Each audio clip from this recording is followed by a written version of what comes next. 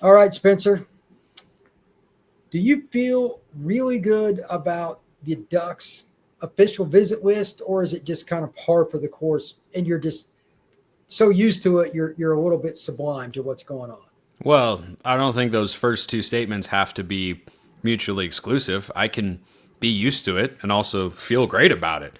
You Well, there you know, go. Explain away. I think the lineup of recruits that Oregon's going to have rolling through in the summer is really good. You know, a guy who I'm intrigued by is Anthony Jones. There and by the way, everybody should be aware of this. I'm sure you are, Brian. There are two Anthony Jones prospects out there. And this is Common name. and here's the other thing.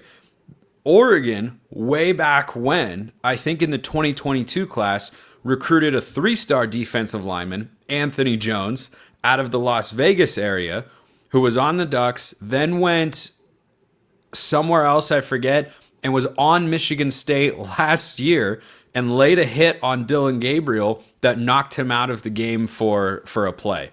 He just kind of rung his bell as he was rolling out. So, All right. yeah, lots of different Anthony Jones can pop in your head, but I believe UCLA just got the 3 or 4-star kid who I don't actually remember off the top of my head where they're all from, but the 5-star is the one that Oregon has been after. They are not the only school that is in the fold. Tyler Atkinson has got Oregon's attention.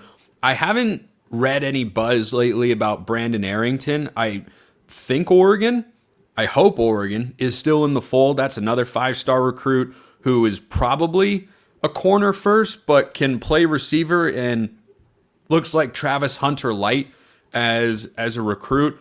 He's committing on July 5th. I hope Oregon's able to stay in the fold there. So, you know, the lineup of guys that Oregon is either getting on campus or kicking the tires on or going out and visiting. I think the staff was just visiting Atkinson really recently. I think it's really, really solid. And you again, as long as you don't whiff on every single one of these recruits, obviously Oregon's had a couple of pretty high profile misses so far with Jared Curtis going to Georgia and Jackson Cantwell going to Miami.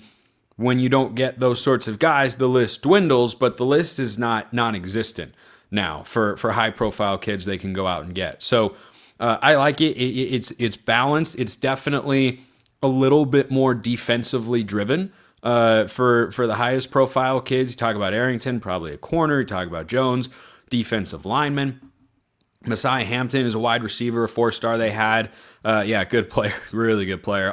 They've had him on campus throughout spring. I don't know if he's scheduled to come back in the summer months, but you know he's been crystal ball to Oregon for a while, but he hasn't committed yet. So we're just kind of waiting to see what happens there. I think Oregon is in a good spot, and you know after they got the Richard Wesley commitment, who jumped their recruiting class from number 21 nationally, which is the lowest it had ever been, with you know at least a handful of guys committed since Dan Lanning got there in the 2023 class was his first full cycle. That was the lowest it had ever even dipped to, which speaks to the standard that he has set over the last several years.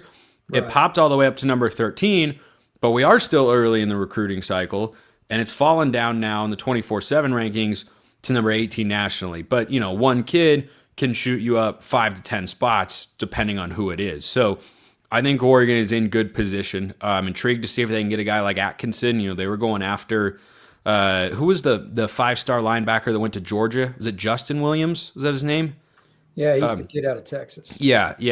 They went after him, and he went to the Bulldogs as well. So you know, a couple of high-profile 5-star recruitments that they've lost to Georgia in the last couple of cycles, as we mentioned. Kirby Smart, very good at this recruiting thing, has been doing it for very, very long time, and longer than Lanning has been as a head coach, and he's got quite the program down there as well in Athens. So I think Oregon is in a really, really good spot to at least climb back into the top 10. You and I have talked about that before. Top 10 should still be the expectation. I think the question that will get answered in the next couple of months is, can they get inside the top 5? Because that's where it was looking early on, but then they went about a month and a half without a commitment. Or no, I think it was longer than that. It was over 2 months or so without a commitment, because Xavier Larice, the safety, committed in February, and then Wesley committed, it's like May 10th, 8th, 10th, somewhere in that sort of range, and there was nothing in between. So there's still plenty of room to rise. I just don't know if they can get, into the top 5 ranks for a third straight year. Well, that was my next question. Can they sign the number 1 class? So I think you're under the impression that's unlikely. What player do they have to get to at least give him a chance outside of Iheanacho? That's the obvious. Yeah, Iheanacho's the obvious one, because if, the people that cover recruiting in a really, really detailed fashion, if they, people that have log predictions, I've seen, I think 2 or 3 different recruiting analysts log predictions after, Cantwell had committed to Georgia.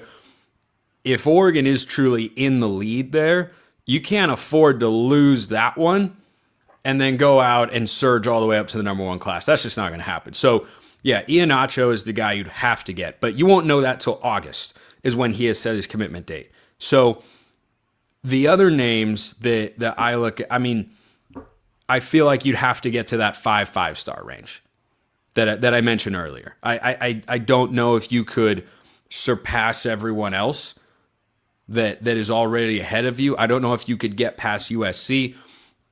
Like that in and of itself will require an extremely, and we saw this in the 2025 class, to be sure, with guys like DeCorian Moore and Naeem Offord.